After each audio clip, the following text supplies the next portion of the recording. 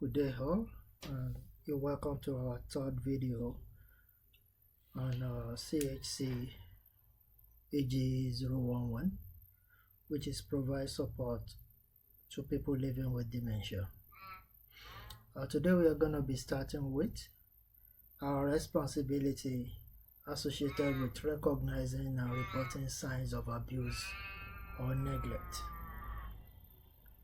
As an aged care worker, you have duty to keep people in your care safe, and that involves recognizing signs of abuse and neglect if we witness any. And in any case that we witness this needs to be reported immediately. If you learn how to spot abuse and neglect in people with dementia, that is why it is very important that you know your organization policies and procedure and in line with reporting. So this will of course protect you as well as people in your care, both physically and mentally, and we can rest assured that people in our care are safe. Missing signs of abuse and neglect will lead to further harm for people with dementia, and this is what we need to avoid at all times. That is part of our duty of care. Abuse and its forms. These are some ways, or these are some means by which we can recognize abuse. Abuse is when someone in position of power take advantage of another person. A person is experiencing abuse when they are victim of violence or cruelty. An aged care worker has the power to abuse an elderly person in aged care. Same with their family members and other older relatives. So why or how can we, of course, stop this from happening? That is part of our roles and responsibility. Signs of abuse can include bruise, cut, or other injury with no obvious cause, acting scared around certain people, or sign of stress such as hair loss or panic attack. These are some signs of abuse. Some signs of neglect include unexplained significant weight loss, decrease in confidence and self-esteem, signs of loneliness and emotion distress. When you start working in aged care, you will be seeing few of these, particularly around people with dementia.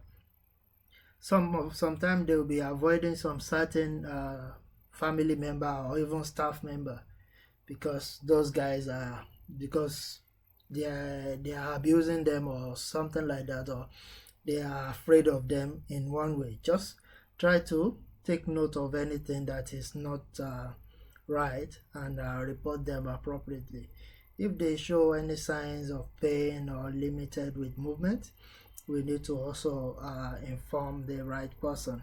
Soiled cloth and bed sheet that is not changed appropriately is a form of neglect. Sometimes we'll be saying, oh, we don't have enough time, then we need to quickly move residents. Instead of us changing their soiled linen or soiled pad, we sometimes put something on top of it just to absorb the soil. Maybe they urinate, or maybe they have some urine on there. Most of the time things like this happen, but it's not right. This is a form of neglect. Or untreated medical conditions that sometimes may happen with our nurses.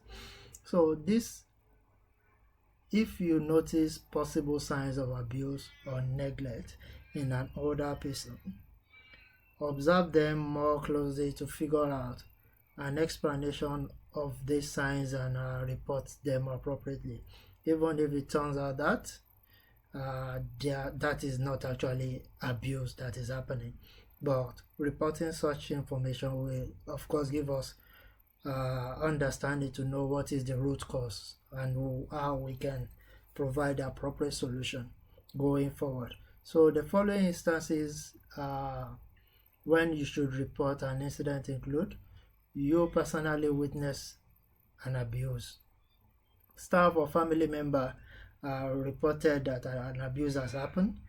If the person tells you that someone is abusing them, or you observe signs of neglect in that person, or if the person tells you that no one is caring for them, all this is a form of abuse that needs to be reviewed in order to understand what is actually going on there. Other than abuse report, there's what we call mandatory reporting as well. This is the compulsory reporting by law, and it's also associated with abuse. So as an aged care worker, you should know a mandatory reporting law that applies to your aged care. Try to familiarize yourself with reporting policies and procedure of your workplace in order to help you protect the right of the people you are actually looking after. The Aged Care Act 1997 has introduced the Serious Incident Response Scheme, SARS. This defines the reportable incident as the occurrence and suspected occurrence. With regards to SARS, we have neglect, abuse, emotional abuse, stealing, unreasonable use of force, restrictive practice, unexpected deaths of an older person. All these can be reported through this scheme of SARS, and this is an ongoing thing, which is in a real time. The moment you witness any of such, you have to put it on SARS immediately. So SARS also provide protection for mandatory reporters. This means the law protects the reporter from criminal or civil responsibility. So an employee cannot punish a reporter for reporting a valid incident. An employer must also protect the person from threat or victimization due to what they have reported. Because of course some of your staff member, if they are the one that actually does the dodgy thing, or they are the one that really abuse the client and you inform, they might also try to victimize you one way or the other. All these needs to be reported, and the management needs to guide against any of such occurrence. The National Aged Care Mandatory Quality Indicator Program, QI program. This program collects data from aged care provider every 3 months. The provider must provide data about the health and well-being of older people in their care, and this is required under Part 3, Division 1 of the Accountability Principle of 2014. The following are reported: 1. The pressure care or the pressure injury, unexplained weight loss, medication management, physical restraint, falls, and minor injury. All these are what is under the Part 3, Division 1 that needs to be reported every 3 months of in any aged care. As aged care worker, you should know how to communicate with people with dementia in a way that makes them feel respected. Patience is very important in communicating with people with dementia, and good communication is a communication that is supportive. This means it encourages people with dementia to engage you well, and it also makes them feel that they still have the power over their own care. You don't just ignore them, or you don't make all the decision for them. You should allow them to take part and make the right decision for themselves. Supportive communication can include respect their needs. Some of the strategies that we can use in respecting people's needs is identify their communication needs. If most of us that we come from the from the card culture, that is that English is not our first language. How are we providing, how are we providing means? How do we identify their communication needs? Do we need an interpreter to be able to come in and let them know what you are trying to say? Or is there anything like a tailored communication strategy to meet their needs? Maybe do we need to talk to their loved ones or their children for them to have to help us to develop like a manual that we can use in easy communication? That is an example. So respect their rights, know and understand their rights, help them to learn their rights in a way that they will easily understand what they need to do, and keep their rights in mind whenever you are interacting with them.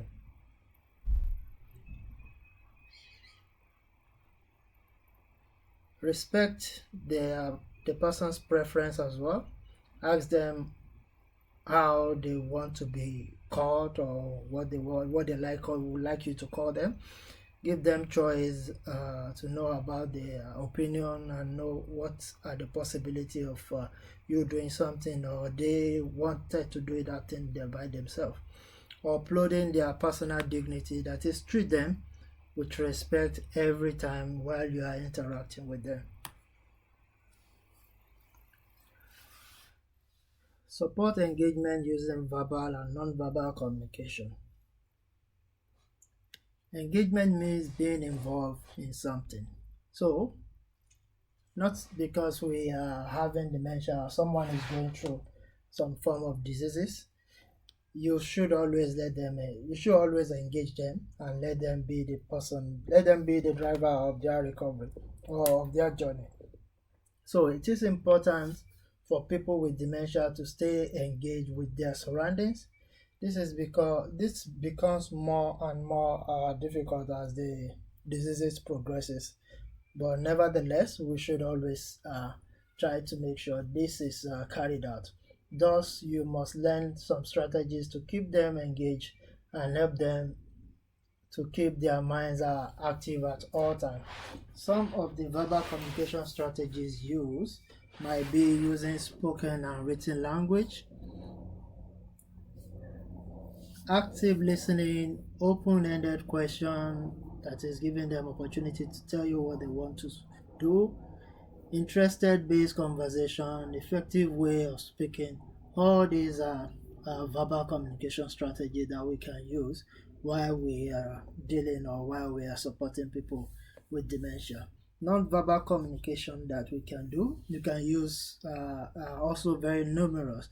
We need to understand that words or even voice is just like 7% of communication. So most of the communication might be non-verbal.